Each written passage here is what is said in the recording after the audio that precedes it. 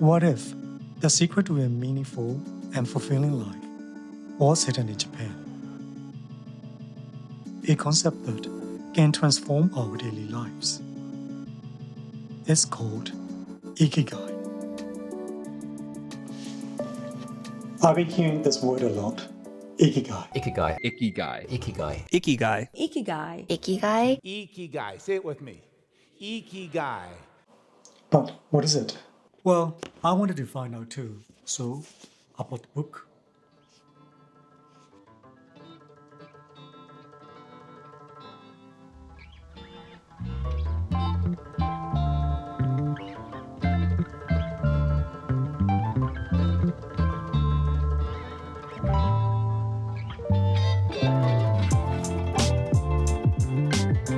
Ikigai is the Japanese term that blends two words. Iki means to live, gai means reason, which translates to a reason to live. It's a concept that encourages people to discover what truly matters to them and to live a life filled with purpose and joy. Since the Ikigai concept was originated in Japan, why don't we go there to find out?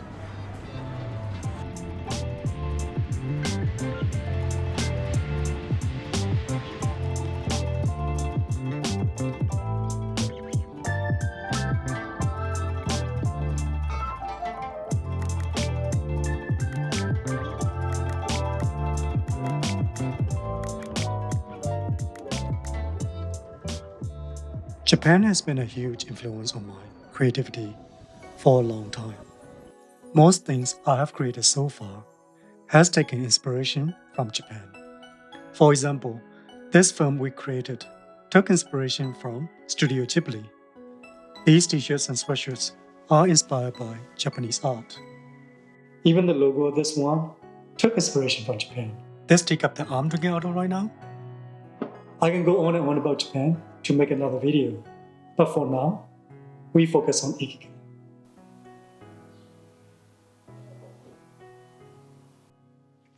So it turns out that the famous Venn diagram that we know is not the Ikigai that originated in Japan. It was made up by a business coach named Mark Vann. He created the diagram to help entrepreneurs find their purpose. Then that diagram went viral and became the new meaning of Ikigai. Now you see where the confusion is coming from, right?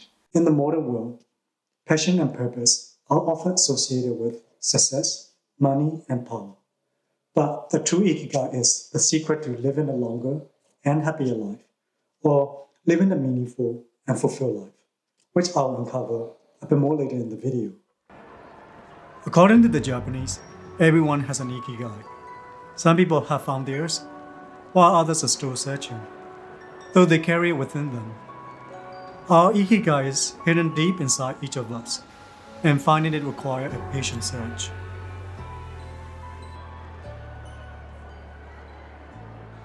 Here's our 10 rules of Ikigai I picked up from the book. Rule number 1. Stay active. Don't retire. As a tourist, staying active in Japan was easy. We stay on the move every day and walk about 10 to 20,000 steps on average. It was incredible how natural it felt to be constantly moving. And it reminded me how important it is to incorporate simple and consistent activities into daily life. But staying active isn't just about physical movement. It is also about staying mentally engaged by doing what you love. This idea stuck with me throughout the trip. What is something you would be so passionate about doing that you will never want to retire from it? Even when you get older? Think about it.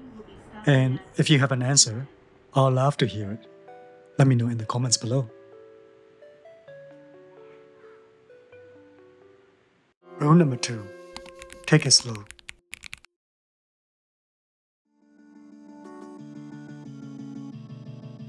Traveling in Japan is quite a contrast to the slow-paced life in New Zealand. Everywhere we went was busy and crowded. To beat the crowds, we had to get up super early. We woke up like 6 a.m. to beat the crowd. but we didn't make it until like 7:45. So the crowd beat us. We wanted to make the most of our trip, so we often found ourselves rushing from place to place. At Fushimi Inari Shrine, we arrived a little bit later than planned. It's because the best sandwich from 7-Eleven. Oh wow. It's quite good. And it was already crowded. So we speed walked to the top of the mountain. Whew. I want to come back early next time. It's supposed to be like tranquil and peaceful. The experience is quite the opposite. So many people fighting to go up the stairs. Super chaotic. After passing the viewpoint, the crowd thinned out.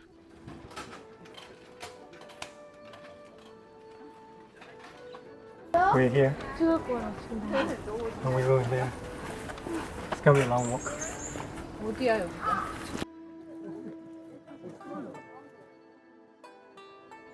And we could finally slow down and enjoy the peace and quiet moments.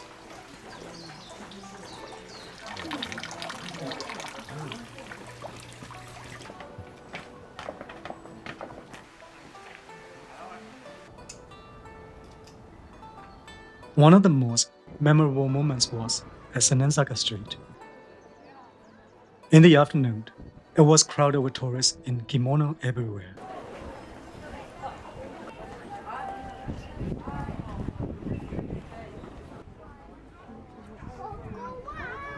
But the next morning, we went back early and tried on the kimono ourselves. The streets were quiet, and the shops were just opening, and it felt like we had stepped back in time. This experience allowed me to appreciate the beauty of tradition in this modern world. Taking it slow in Japan wasn't easy, but these moments of tranquility amidst the hustle and bustle made it worthwhile.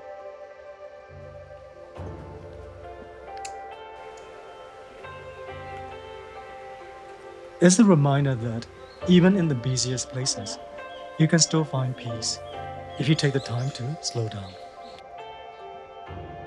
Of course, the real meaning behind taking it slow is to reduce unnecessary stress. Remember the saying? Less is more. In this case, less stress equals more happiness. Rule number 3. Don't fill your stomach.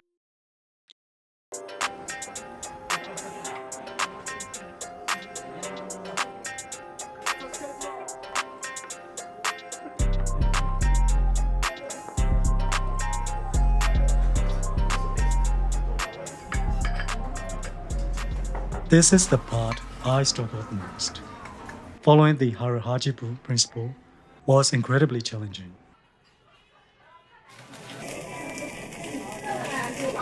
So funny. The food in Japan is just too delicious. Oishii. Oishii. Oishii. And I often found myself eating more than 80%.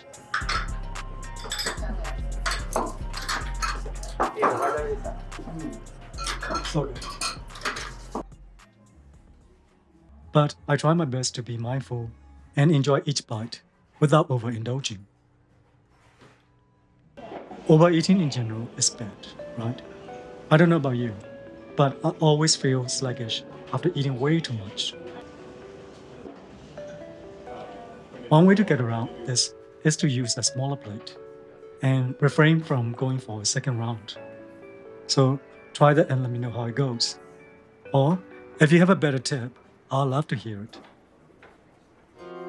Rule number 4. Surround yourself with good friends. One of the highlights of my trip was reuniting with my childhood friends. One from Myanmar and one who currently lives in Japan. I've known my childhood friends for over 30 years, We grew up together, we studied together, and we hang out 24/7 when we were at high school. When I moved to New Zealand at 16, we pledged to meet again in our 30s to celebrate our achievements. Life happened, and we couldn't fulfill that promise at 30s. But my friend from Myanmar came to Japan on short notice, just before he turned 40, to keep that promise. နောက်နှစ်50ကျပြန်တွေ့ကြမယ်နော်လို့အသက်50ကျမှာ နောက်ကြတော့ 45 50ပေါ့ 45 ဟုတ်ကဲ့အဲ့ဒါဆိုတော်ပြီပေါ့နော်50ထပ်ကိုနောက်ဆုံး50ပေါ့နော်ပြန်တွေ့ကြမှာ ပမာသိမှာ နယူးဇီလန်ဖြစ်ဂျပန်မှာဖြစ်ပြန်တွေ့ကြမှာနော်မလိုက်နိုင်ဘူးဆိုတော့လည်းမထက်နိုင်နယူးဇီလန်ဝေးပဲ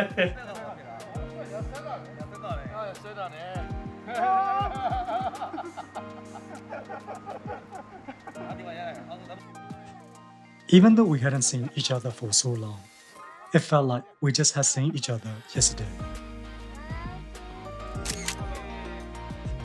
It was only 1 week that we were together in Japan, but we made the most out of it. This experience reminded me of the Japanese concept, Ichigo Ichi-e, which means this moment exists only now and won't come again.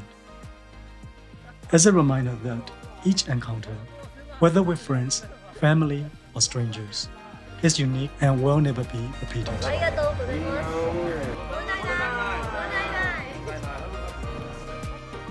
Spending time with my friends in Japan reminded me of the importance of nurturing friendships for a fulfilling life, and the value of good friends we have in our lives. If finding Ikigai is only about having good friends, I have to say I'm blessed with it.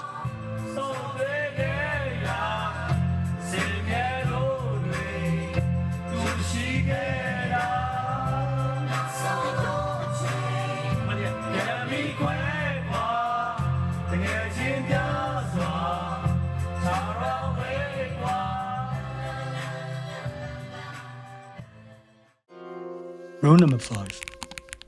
Get in shape for your next birthday. One thing I noticed was that the majority of the population in Japan is in shape. Their diet is healthy and they walk a lot. We spend most of our days on our feet. We did so much hiking today and yesterday. I'm hungry. Whether walking in the theme parks, street markets, climbing the steps to the shrine, or waiting in line. Honestly, we really enjoy walking in Japan. Did I mention that we walk about 10 to 20,000 steps on average? You can just get lost in the street that takes you back in time, like in Kyoto, or wander through a busy night market in Osaka. It's almost impossible not to stay in shape. Oh, by the way, we also celebrated our friend's 40th birthday in Japan. Happy birthday! Happy birthday to you. Happy birthday to you. It was a special moment, filled with laughter and joy. A perfect segue to the next rule, smile. Rule number 6, smile. This one is easy. We smiled non-stop throughout the trip. Even when things weren't perfect, we focused on the joy of being present in the world full of possibilities.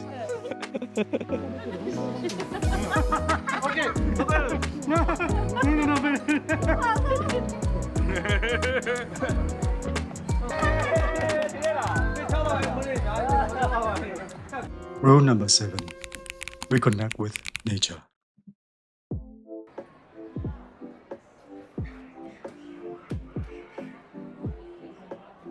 Although we were in the most futuristic country in the world, we enjoy spending time in nature as much as exploring the city.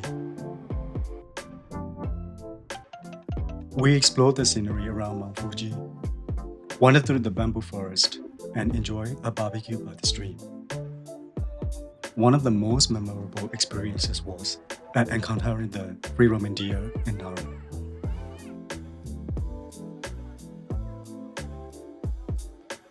These gentle creatures, bowing politely and following people around for food, show the great harmony of coexistence.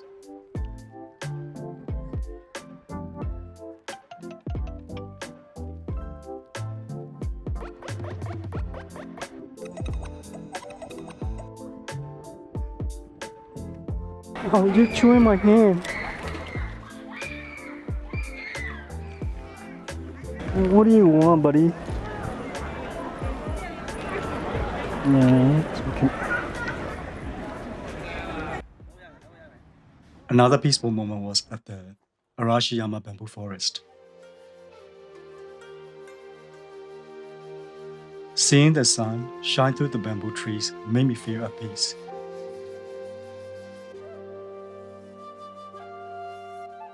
Instead of fighting for photo spots like other tourists, I was just being immersed in a real-life cinematic moment.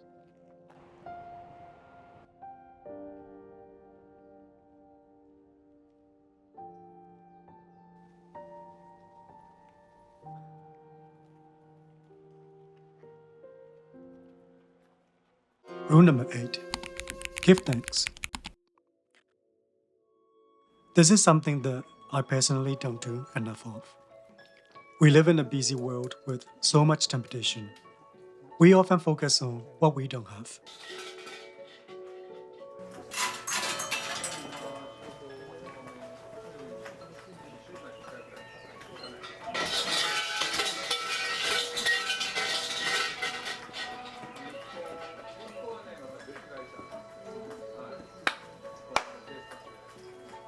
It is a great reminder for me to be grateful for being alive, being able to travel the world, and spending precious moments with great friends.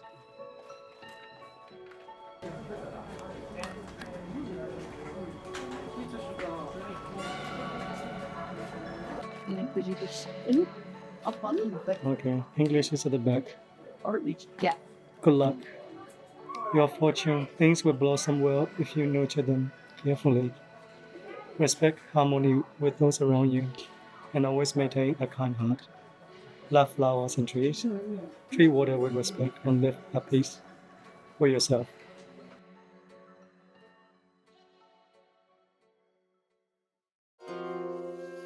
Rule number 9. Live in the moment. Seeing Mount Fuji was at the top of my list because I did not get to see it last time I was in Japan. It was hidden behind the fog, so this time I was determined to capture that perfect view that I saw on Instagram. We made a solid plan to stay overnight near Mount Fuji to increase our chances of seeing it. Nothing yet. It's still behind the cloud. We visited beautiful places around Mount Fuji, but we couldn't see the Mount Fuji because it was hidden behind the cloud again.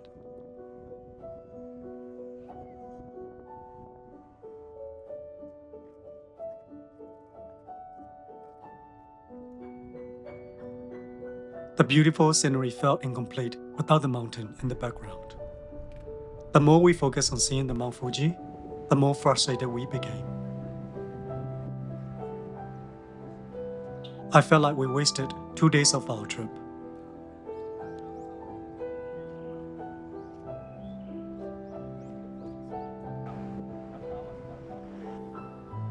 This is the lawsuit.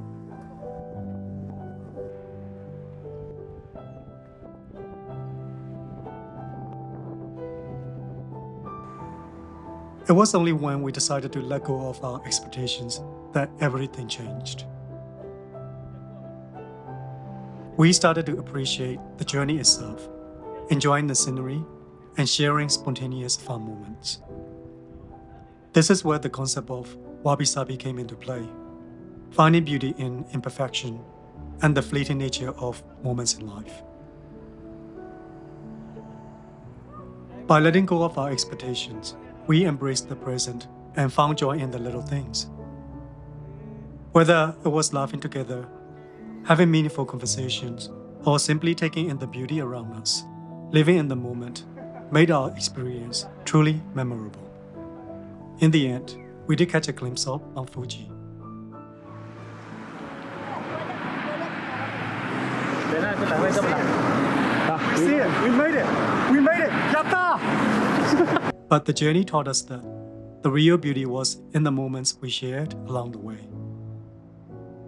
Enjoying the moment without losing ourselves in worries about the past or the future is what truly matters.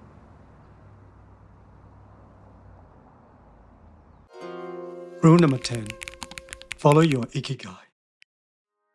Throughout this journey, I try to live by the Ikigai principles.